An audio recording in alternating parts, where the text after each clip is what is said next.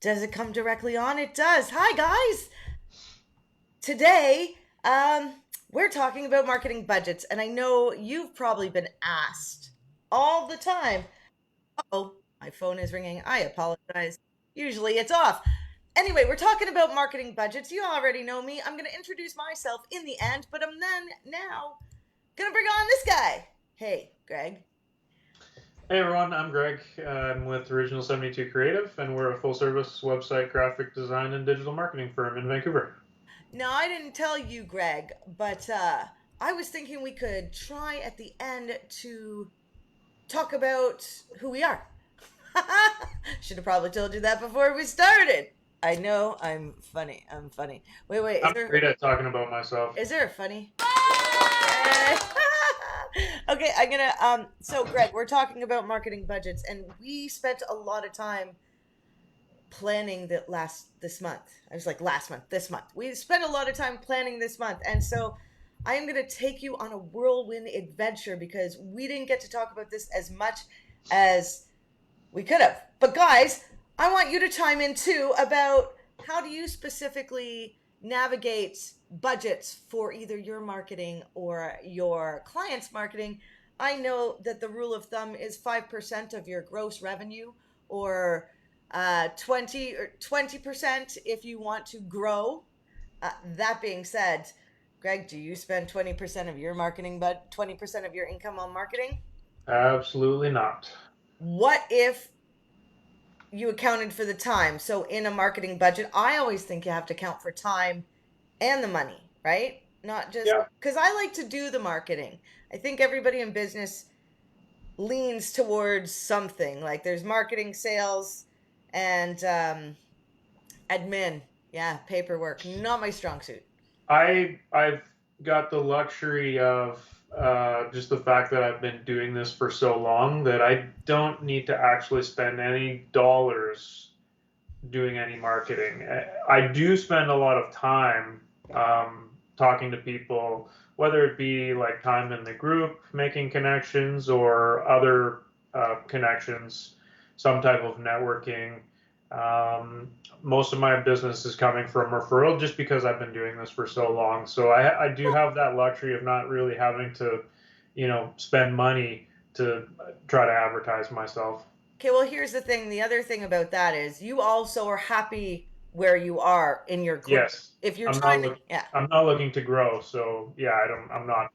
What If that were the case, definitely I'd be, I'd have a plan in place and have a marketing budget to achieve, whatever growth plans I had. Yeah, it's really interesting because we can get so busy trying to run a business that it's very hard to sit down and plan the marketing side of business. And do you run across this with your clients too? That The they have plan, that if they don't have a budget. Like, okay, the government has an yeah, allotted amount every year to spend on different programs, but clients, yeah. I don't think they necessarily. A lot of the clients we know don't allot a budget for the year.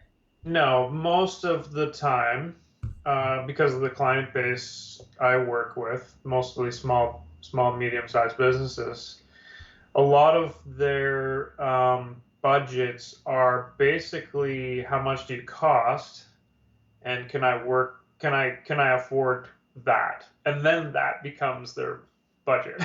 Can I afford you? Yeah, right. Yeah. That's really funny because I mean, when we budget for people too, we're budgeting. So for Google Ads, we're budgeting for Google Ads. Um, and there's a way to determine that. And then we're also budgeting for our time. Hey, Lori's here.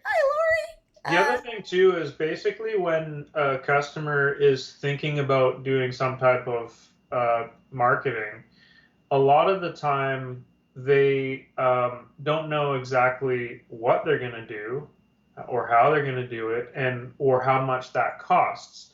They might have a rough idea of like I need to do this and have like some value earmarked for it, but not until you really talk about what their goals are and what they're trying to achieve can you really put an actual budget to that to say this is what you're going to need to invest in your marketing to achieve those goals. Yeah.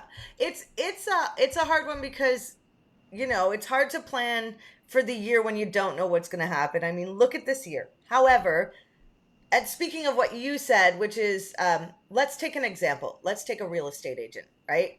They can do year-long branding.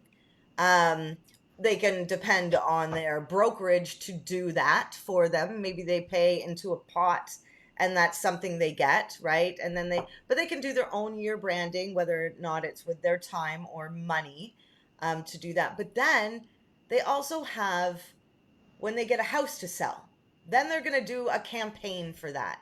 So they can have a year-long campaign and then an additional campaigns, so that every time they get a new client, like every time they get somebody who's going to give them their house to sell, then they're going to take whatever thousands of dollars related to the selling price of the house, right? The percentage of their what they're going to get, Mm-hmm. put that towards marketing and do an exceptional job for their clients. So that's the difference between, like, the different kinds of campaigns, I think, right? So, and that's a hard one to decide for a business owner like a real estate agent who might not know their whole budget, but they can decide what budget they'll give every time they get a house, right? Whether it be on a percentage or, so that's a pretty good example. For us, our mastermind, right? That's like a separate campaign. Yeah. So I mean, how do you direct a client to figure this out? I mean, you do this stuff for clients, right? So I've mostly talked to clients about web budgets, because that's the biggest core of my business. And what I typically tell them is whatever revenue you generate as a result of your website, earmark 10% of that to put back into Mm, making changes, doing maintenance, doing further um, development, and things like that. So it's not 10% of what the business makes; it's 10% of what the website makes for them. And the reason why I do it like that is because I've always basically from when I first started, I was typically building all e-commerce. I was specializing in e-commerce sites. So basically, it was the sales through the website. mm. So if they made 100,000, you know, Oh, that's a really through their site, earmark up to 10%. I'm getting better at that, Greg. A little bit harder, I guess, when you can't you don't directly sell on your site, Mm, but you can find ways to figure out roughly what your services cost and what percentage of those sales you get from the promotion of your website and people finding you because of that, and then take that value and you know take 10% and think, okay, let's use that to do further development and stuff like that. that's interesting because with us, we do, for Google Ads, for the we have a flat rate that we charge depending on how much the client is spending, because that really determines the budget. Um, that being said, uh, we will go and test what a budget will be. So we will go into Google Ads, we will find the keywords they would bid on, the average cost of the keyword, multiply that by, um, every 10 clicks you get a conversion or something, every 100 visitors you might get somebody filling out your form, kind of having a formula like that, and Mm-hmm. going to them, and that's where we get the number of, hey, between 700 and 1,500, or between 2,500 and 5,000, this is what you'll get. I think one of the hardest problems with marketing budgets and being a marketer is proving your worth, because people don't know what we do on the, and there's a lot of, there not a lot, there's a couple bad actors who won't do anything, you know churn and burn, I think they used to call it.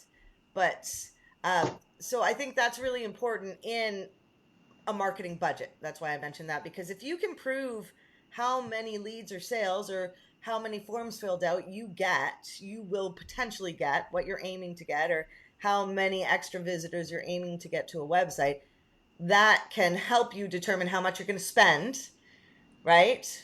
Which can fit into your 5% or 10% or 20%, depending, right? Hmm. There's a lot of different ways to figure it out.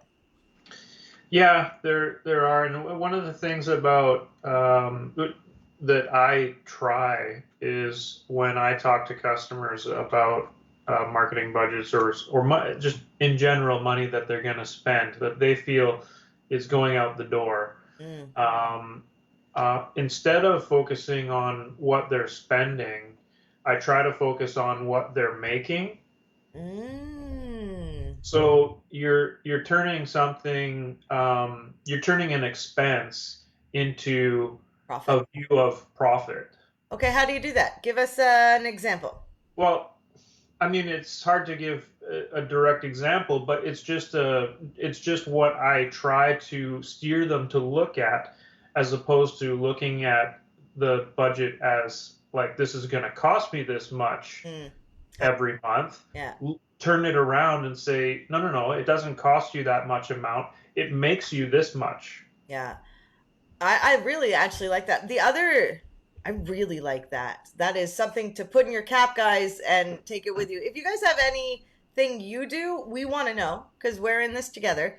I I it's really hard to determine all of this, right? That's why we talk about it together. Gone are the days where you paid Yellow Pages a bunch of money to have a paper ad for a year, right? Gone are those days. Now we can measure things. I mean, Greg, so in the newspaper business, how you would sell that your marketing worked was by certain types of ads that were in the paper, ones that had direct call to action, and they would advertise week over week over week, which means proof is in the pudding, right? Yeah. So because if you don't advertise, okay, if you don't spend money on advertising nowadays, you spend money on doing organic stuff, still advertising, still showing up online, still having a website, still, it's time. So let's talk about how we budget time for our marketing if we're not gonna budget money, right? I think this is something. I mean, because being a marketer, I mean, man, you can spend millions. That's what I do actually tell people that, Greg. They're like, well, what? How much should we spend? I'm like, well, you could spend millions, or you could spend $1. So I know you show up every Thursday, Greg, and we meet Well, Tuesday. mo- most of them, I would say, are doing a combination of both, whether they know it or not. Okay, tell me more. Well, if a business owner is trying to plug their business somehow on, whether it be on social media or doing other marketing related things on their own, it's their time that's taking them away from their business, right? So if they were to invest in someone doing it for them, Mm. it's an added expense, but it's freeing them up to be able to do more in their business and hopefully make more money because they're more focused and doing what they should be doing. It's not an added expense if you think so. Okay, so in my life, what I charge to do my job, I could pay somebody half that and they could help with the marketing. So, and you know, every business owner needs to look at it like how much are they saving in time versus how much are you spending? I think that's huge because, man, sometimes you just don't want to worry about it, right?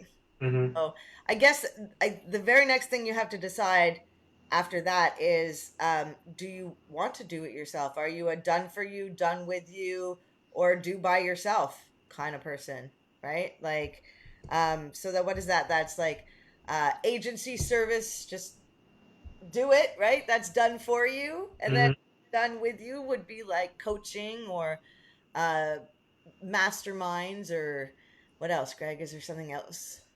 I do a lot of with you. Do you? Yes. Yeah. So, and the done by you would be you buying a course and learning it yourself, right? or watching videos and learning it yourself. Yeah. It's kind of interesting, the avenue. So I guess so the things you have to figure out are how much you want to spend, how much time you want to spend on it, and what kind of commitment you want to have to it. Ooh. And where you want to spend it. Yeah. Oh, that's good. Okay, so that's the next one, which is where do you put your marketing dollars? So depending on, and this is impossible to answer depending on your business, right? Like if you're a, I don't know, countertop company, but you only sell to big developers, where are you going to advertise? That might be a different conversation than a countertop company that is selling direct to consumer. Yeah, a good example, and the first thing that comes to mind is that each industry may have very specific industry related resources, magazines, things like that, that go out to designers or people in the contracting business. So you really need to know your business and who your market is, Yep. so that if you are this countertop company, and you're marketing to those people, that you get in a magazine that Yeah. goes out to these places to see what all of the new products are in the construction world, or that type of a thing. So really knowing your industry is really important. Which brings 2 points up, which is knowing your customers, right, and what they're gonna want to see. So, um, you got to know your customers really well, which brings us right back to that point about who you pick to work with is going to be really important for your marketing because they need to know your business. We all know that it's better to find a marketer that is in your niche, or say a coach that is in your niche or specific to the thing you want to learn, right? Like there's a coach for family affairs and partnerships, and there's a business coach, and then there's, I don't know, a sales coach, right? So yeah, there's so much to know in picking your budgets and deciding how you're going to spend it, where you're going to spend it, why you're going to spend it there. Um, so I think the first thing I would suggest to people, and I don't know, do you guys? I haven't suggested this to a client, maybe my one-on-one clients, but brainstorming about their clients, right? Like what magazines do they read? Where do they shop? Where are they online? Are they on Facebook? Um, are they scrolling? I mean, do people scroll the feed on Facebook all the time still? Right? Or is it Instagram? Or is it TikTok? If you want a younger audience, it's TikTok, right? I think. They got some really good audience. I saw a video where there's a car driving down the highway, and we all know car companies spend tons of money, right? But it's driving down the highway like those old ads you see. Mm-hmm. But their ad says it's, I don't know, it's got a humdrum sound that would interest somebody younger, like, oh, not another car ad kind of thing, right? They're targeting. So there's a lot of work to be done before you spend a dime. That's, I think, what we're getting to here. Greg, how do you help your clients figure this out? By making sure they don't just jump in and do something stupid. Mm, right? Yeah, like you said, I mean, you need to know what you want to do, where you want to do it, so that you can do it effectively. I think this is the premise of a future topic coming up this month, is, how to avoid making a disastrous mistake in your marketing by knowing your analytics and things like that. I guess, Yeah. yeah. We have a You remember special that guest. topic title I changed that you hated? Yeah, yeah, yeah. I didn't hate it. I didn't No. hate it. Did not hate it. But But it's the same kind of concept, although that topic will be more specific to, beautiful number. not making disastrous decisions in your marketing by knowing how to read your measures and your analytics. So, Yeah. but at the same time, you want to make sure you know what your plan is, and it's all mapped out, and everything's prepared, and you've thought about everything. Like, not just go, I have this business, let's go to Facebook and Oh, wow. plug the crap out of it somehow and see what happens. And we're That's going to be your biggest waste of money is just trying something without having any type of plan. mm, plan for everything, kind of like everything in your house has a place and a space.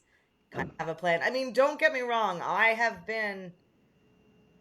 made mistakes with this. I'm sure you have, and clients have. I know lots of people who've thrown money at ads, um, thinking they're going to get a return. So there's this thing. I know you guys all know this. That thing, Greg, that it's like people think all you have to do is click a button or change one thing, and the dollar bills are going to roll in, right? It's not like that. It's not a like overnight success. Like, well, the overnight success took 20 years to get there, right?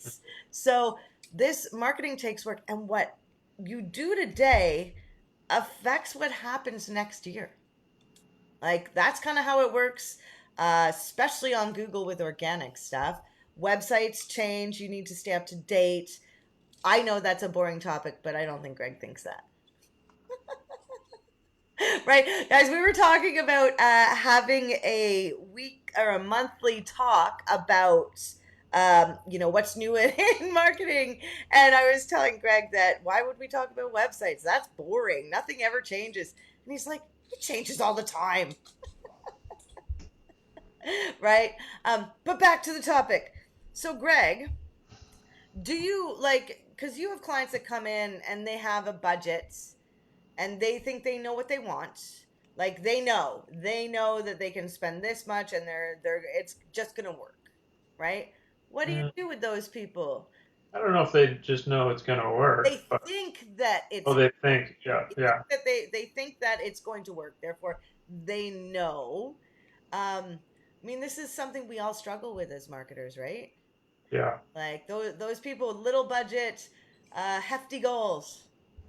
I will tell you that as a marketer, you're not doing the client any favor if you just take what they want you to do and do it for them without questioning why they're doing it, whether they've really planned it out, and stuff like that. So I maybe when people contact me or talk to me about doing things, get frustrated because I don't want to just jump in and start marketing. I want to learn all of these things. And I think everybody needs to do it that way to do it properly. Mm-hmm. So a lot of the times, if someone comes to me and says, "Oh, I wanted to do this," I'm like, "Okay, well, let's look at, what we're gonna do, why we're gonna do it, is it gonna work? What's the messaging?" What as Before I just have a client say, "Here you go, create me a campaign, and I've got $1,000 to throw at it." no strategy. Anybody could take that money and just do it without any thinking about it. But I really want my customers to succeed, Yeah. uh, for the simple fact that if I do what I need to do properly, they're going to keep doing it. Yeah. Yeah. Yeah. I mean, and that's the thing, right? That proving that what you're worth, like by getting conversions. It all comes back to the numbers, man. It does. But I couldn't tell you how many people have contacted me to do something, where I start asking questions, and they just are like, "Ugh," you know, I just deal with they just want me to do it, and I'm like, well, have you thought this out? And they get frustrated, and I'm Mhm. like, well, I'm not going to just do it for you, if unless I know that it's been planned out and I know it's going to actually work for you. Yeah. Well, that's the thing. And the thing is, a lot of people don't realize that, well, especially for ads, there you need a couple months of wiggle room to figure out what works, right? Yeah. There's some things going on in my industry where Google's taking away some of the touch points as a marketer. And I think that's really important to um, be able to have your hands in there and know what's going on and make adjustments and changes depending on your market. Like, for instance, right now, I think we have a topic on this too, but right now, furniture businesses are crazy off the hook busy. And last month it was psychologists and fishing. And so, our markets are changing not only with the times, but with the seasons. And so marketing has to also be fluid and change with that. Man, this is a good topic, right? I had some notes, Greg, totally different. Did we not go through any of the notes? The notes weren't as good as the conversation, that's for sure. Um, I had some solid talking points, but honestly, this really dug into um, a lot of what you need to know to make those hard decisions for a marketing budget, right? Small budgets and people with small budgets usually cost you the most amount of time. I think we all know that, right, Greg? Yeah, I was going to say basically when people are thinking about a marketing budget, a lot of the times they're probably just going to say, I think I can spend this much. Mm, And if that's all you can do, then fine, take that, but work with someone and figure out where best to allocate that budget so that you do try to maximize your spend right. in the right places and not maybe all in one place, but maybe in two, maybe three, depending on what that budget is. Have someone like you or myself help you figure out where that money should be allocated, And whether it's paid or organic or social. well, and this is one of the things here is just knowing your goal. Like what is your client's goal? Is it okay, so we all know it's more money, it's more customers. I get that. But what is their actual goal? Is it to increase people to the website? Is it to increase those forms filled out or a phone number called, or like what are we measuring? And before, as a marketer, like if I can see somebody's numbers, I'll try to take their numbers and be like, I want to increase this by this much if you spend this much, right? And give me 6 months and, like, let's work our butts off to get there. And then if we don't, why didn't we? Or if we did we overachieve? Because we all like to overachieve, right? I'm finding this answering people's or business owners' questions help us create those goals. And those goals help us create our budget and our time budget and money budget. And Greg, we're out of time. So Yeah, I was going to comment. say that there was one thing that is also interesting to me because I do mostly design stuff is when people think about marketing, that people need to also realize the value in marketing for brand recognition, which doesn't have a value, uh, monetary value to it, to your bottom line, like what you're making. But there is a value in having your brand recognized, and there should be also some type of budget allocated to just getting yourself out there in front of people so that people know Mm, who you are, who your business is. And, small sales might come out of it, but it's not a marketing program that is pushing and you can attribute, I spent this much and I made this much. hmm. Yeah, it's always wonderful when we help our clients make money, right? Achieve their goals and become successful. And a lot of the time, you really can't do that without marketing. Like the business owner's biggest problem is that people don't know about them. Like, because the more people that know about you, the more leads you're potentially going to get if your conversion rate optimization is up to snuff. That being said, Greg, we got to go. But before we go, two things. Number one, did you see the question about UX design? Did you see me tag you in that? I saw the question and I haven't really had a chance to look or respond.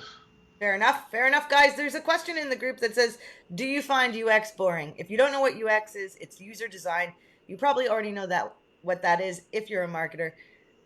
The reason I mentioned it is because somebody said that UX is really boring to me, and I kind of giggled. So I know Greg loves this stuff. Anyway, I would say to a designer, the UX is probably boring. important. Oh, okay. Really? It's important, but it's more the boring. The design aspect of it is more exciting. Right. That's true. Um, Speaking of which, don't forget to check your phone and see what this looks like on your phone, because that's fun. Or see what your website looks on your phone. But that's another story. Greg, what are we talking about next week? My head kept turning because I'm looking. Oh, we're talking about what businesses to target during the pandemic. Yeah. And I'm getting better with videos, so stay tuned. We have some wicked conversations and some fun graphics and interesting stuff coming up in the next month. Right, Greg? Absolutely. So, guys, marketing is a group effort. Make sure you tell us something in the comments below, like what you do. Did we miss something? You know, that kind of stuff. And if you're catching the replay and you made it to here, tag replay. Okay, bye. See you, everyone. Bye. Have a good day. Don't get captured. Make good choices.